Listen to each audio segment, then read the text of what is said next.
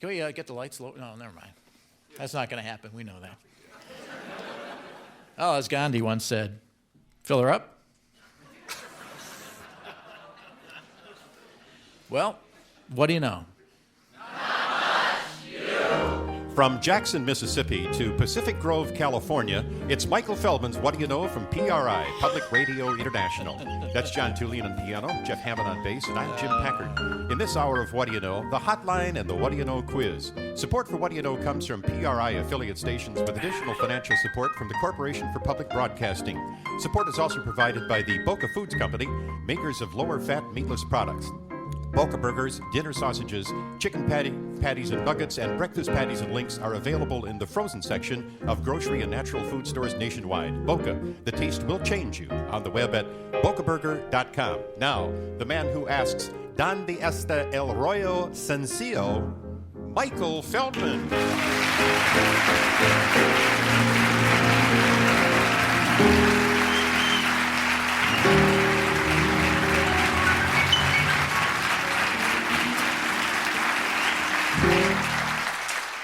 Right off the back of the Charmin package. I want you to know. The Rollo Sencillo? Sencillo. Yes, the single roll. Where is the single roll? That's it. The only Spanish that you and I both Can know. collaborate on. Because you stare at it every day. You know. I can say it in French too, but I don't want to impress you. Well, the opening joke, the Gandhi joke, Mrs. Clinton made a joke involving Gandhi, which didn't go over very well, and I know how she feels. She made a simple mistake, though. It was Gandhi, not Gandhi. It was Randy. There's a guy, Randy, works at the mobile station there in the town she was in. And mistakenly, she thought it was Gandhi. Gandhi. Yeah, so anyone could make that mistake. But Randy is Pakistani. That's the only problem. Anyway, moving on. In the news, the Bush campaign reaches $130 million mark in an effort to leave no cash behind. The president is back at work after spending the holidays rolling in the dough. The president is going to issue green cards that will double as Republican Party registration forms.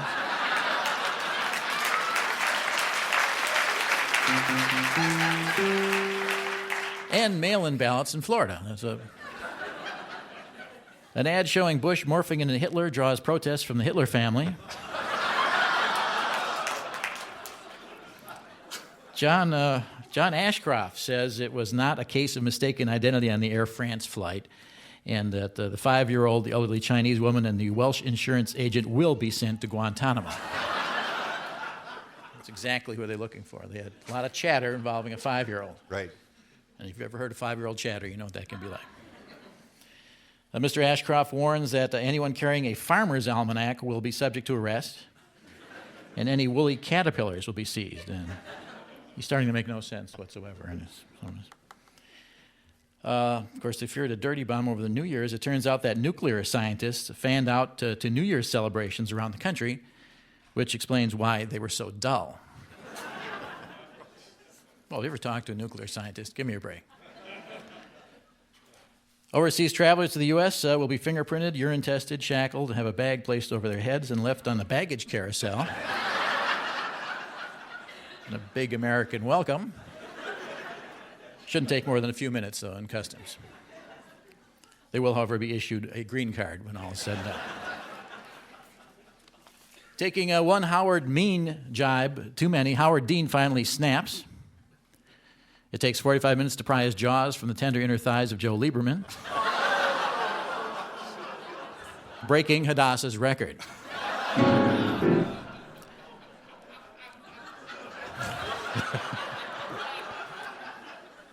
Dean does have a vision for the future. Unfortunately, it's only 66 inches off the ground.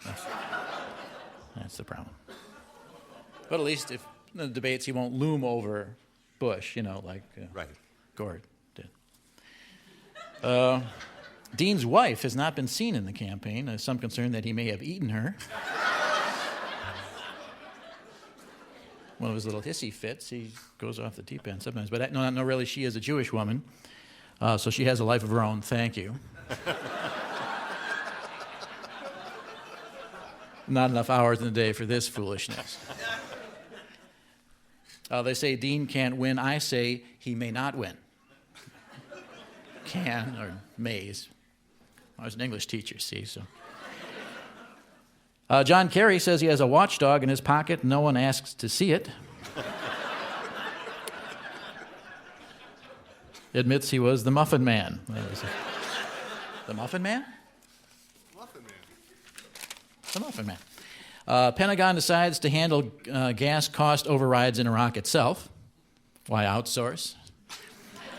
NASA Mars rover Spirit begins its task of finding and chopping the British craft, the Beagle. It's a salvage operation. I don't know if you realize it. Beagle lost, hopefully had tags. Britney Spears marries just to finally get some. Apparently it wasn't all it's cracked up to be. I could have told her that. No word if she's still a girl or not quite a woman. So. In sports, USL SCU wins the undisputed national championship. USL SCU. Minnesota Vikings to go into the dry cleaning business where they can fold for a living.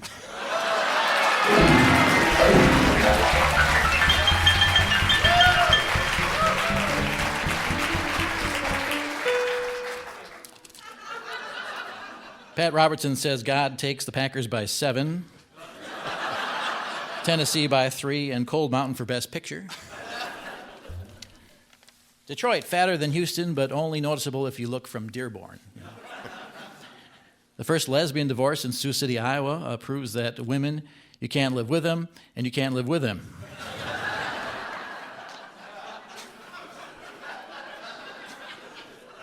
Or if you prefer, you can't live without them, and you can't live without them. Croc hunter Steve Irwin, shoved into pit by toddler.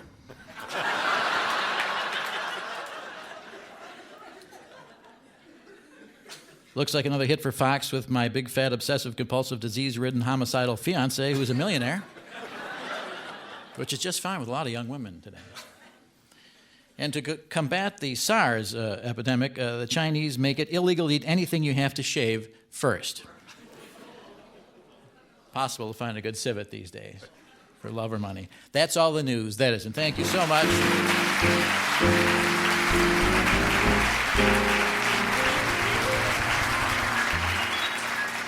A civet. How many of you have had a civet, a decent civet?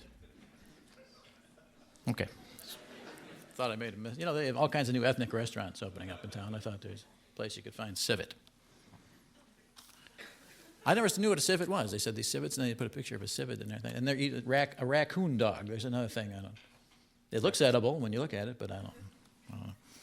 Well, you know, this is, you know, before we broke for Christmas, on our Christmas office party we had here, holiday office party, excuse me, I'm Jewish.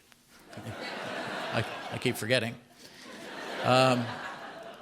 I inferred or implied, or I stated actually that I was going to, you know, Garrison Keillor is coming to town. He might be in town already. I can sort of feel it. You know, I feel like a little excitement in my body. Yeah. And I figured it's Garrison being near. And I implied that I was going to be on the show. I just had a feeling I would be asked this time because he's been here before. And I thought, well, this is the time because we've talked. Now, I haven't talked directly to him. He asked me where the men's room was when I was a kid years ago. And I told him. But That's talking. our offices have, every time he comes out with a book, Todd invites him on the show. Right, Todd? And he has another engagement, or he'll get back to us, and, you know, that sort of thing. But I thought that's establishing a beachhead.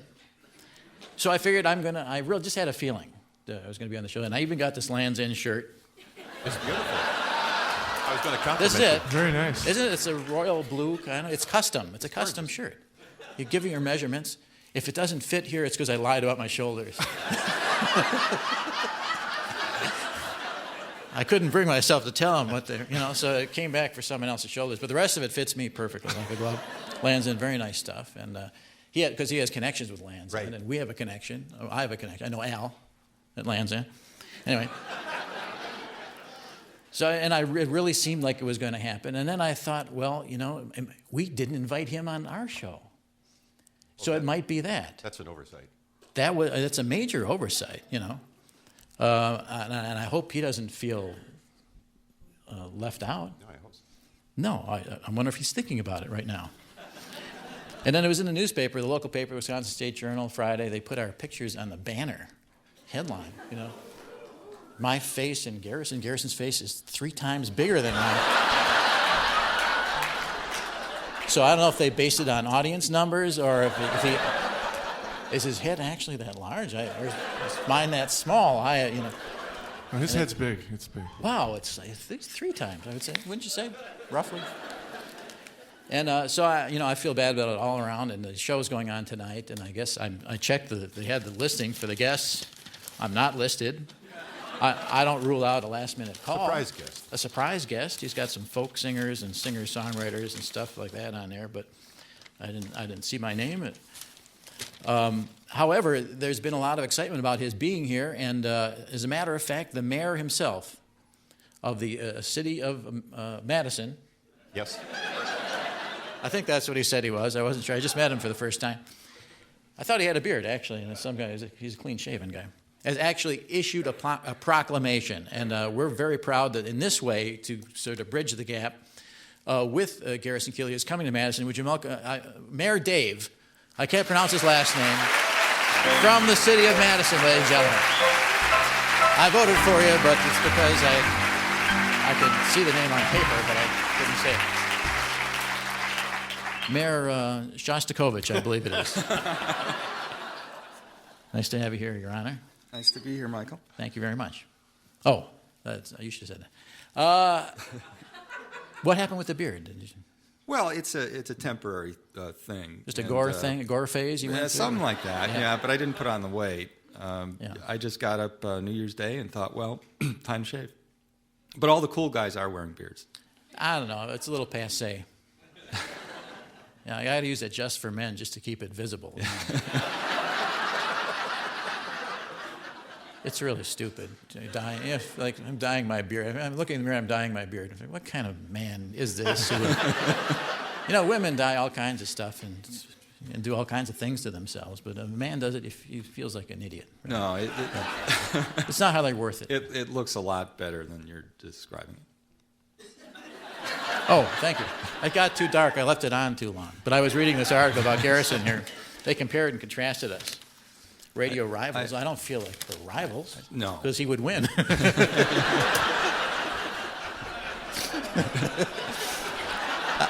I'm not rivals with anybody who can win. That doesn't make any sense at all. What's in it for me? Exactly. Do you have mayoral rivals? I don't think so. No, I had a few. Really? A couple are still around. In the race. I mean, yeah, but now you're mayor. You don't have other mayors who are rivals of yours. Not right now. No. Yeah. Okay. Wait a couple of years. Yeah. Are you just using this as a springboard for higher office? No, I'm lucky to have a job at all. It's Cheslevich. Easy for you to say. Yeah. It's Cheslevich. Cheslevich. That's actually an Irish name. Okay. It used to be Old Cheslevich, but it got shortened in one of those Ellis Island deals. Interesting. So you're Jewish, then, is what you're saying. I'd like to be. Old Cheslevich. I remember him. He was nice guy.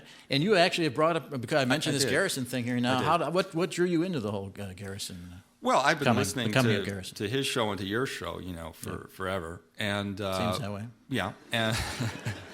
And Garrison was coming to town. I thought, well, I'm the mayor. And keep telling yourself I keep that. reminding myself myself sink in that one of these days.